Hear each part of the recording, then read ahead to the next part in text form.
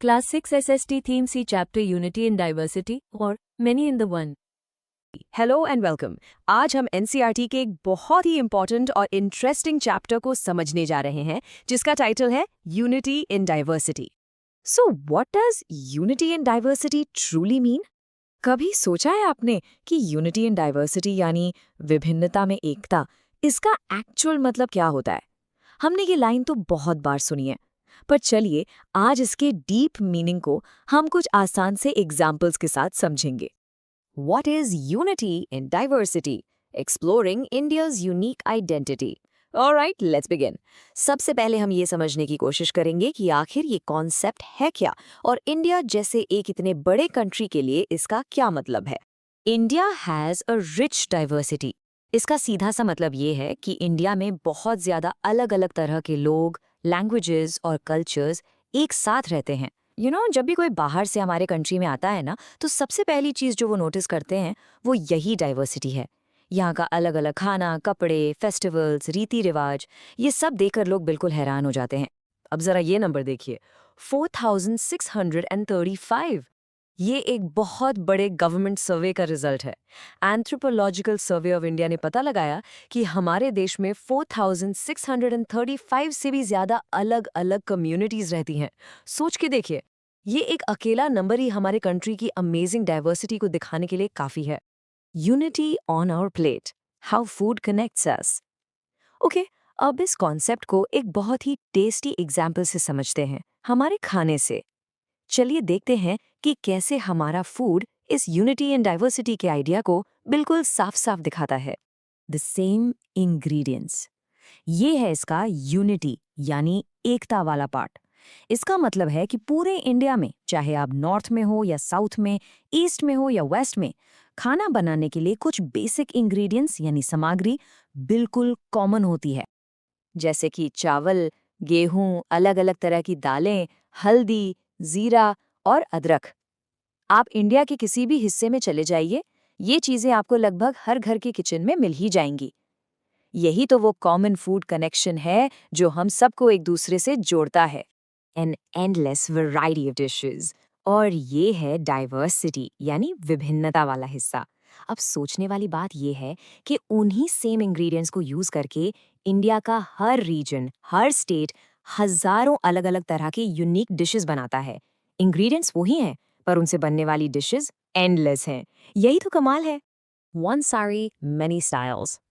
चलिए अब एक और बेहतरीन एग्जाम्पल देखते हैं और वो है साड़ी।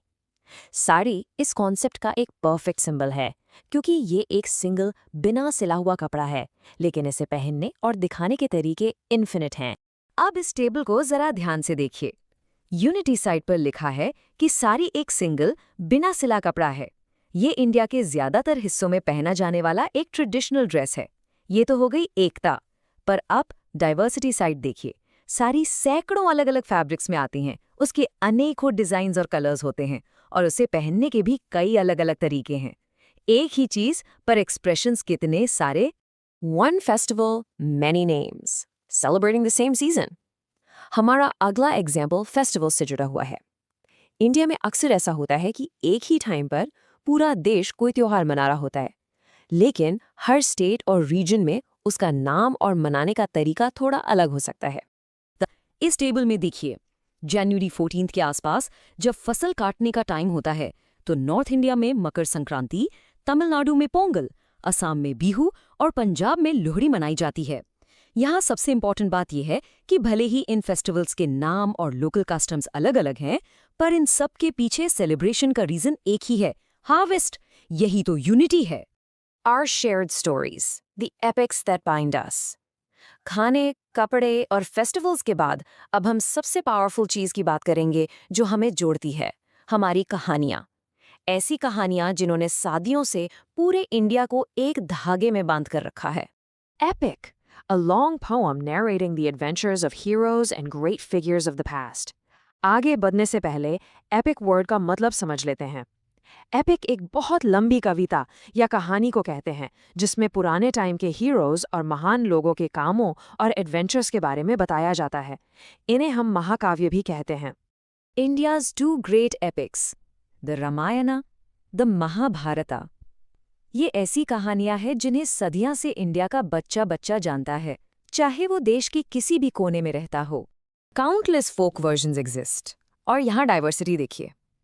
इन एपिक्स के जो मेन वर्जन्स हैं, उनके अलावा देश भर में इनके अनेकों फोक वर्जन्स यानी कि लोक कथाएं भी मौजूद हैं।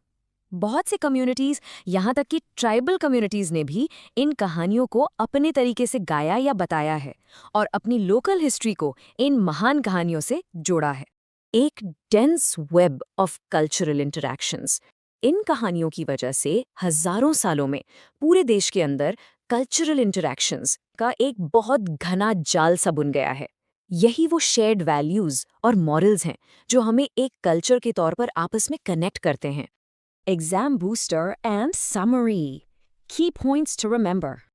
ओके स्टूडेंट्स, अब इस चैप्टर के सबसे इंपॉर्टेंट सेक्शन पर फोकस करते हैं, जो है एग्जाम बूस्टर और समरी।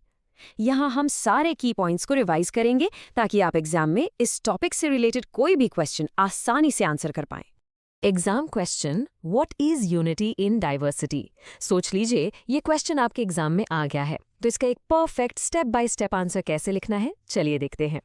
Answering the question. तो इस क्वेश्चन को आंसर करने के लिए बस ये 4 स्टेप्स फॉलो करें। स्टेप 1 में आप डाइवर्सिटी के बारे में लिखेंगे कि इंडिया में कितनी तरह की कम्युनिटीज, लैंग्वेजेस और कस्टम्स हैं। स्टेप 2 में आप यूनिटी की बात करेंगे कि इस डाइवर्सिटी के बावजूद कुछ कॉमन थ्रेड्स हैं जो सबको जोड़ते हैं। स्टेप 3 में आप इन्हीं कॉमन थ्रेड्स के एग्जाम्पल्स देंगे, जैसे हमने डिस्कस किया, फूड, क्लोथिंग, फेस्टिवल्स और स्टोरीज। और फाइनली स्टेप 4 में आप कंक्लूड करेंगे कि ये डाइवर्सिटी हमारी वीकनेस नहीं बल्कि हमारी स्ट्रेंथ है, जो हमारे कल्चर को और रिच बनाती है। Every incident and story and moral in them was engraved on the popular mind. India के first prime minister Jawaharlal Nehru का ये कोट बिल्कुल परफेक्ट है।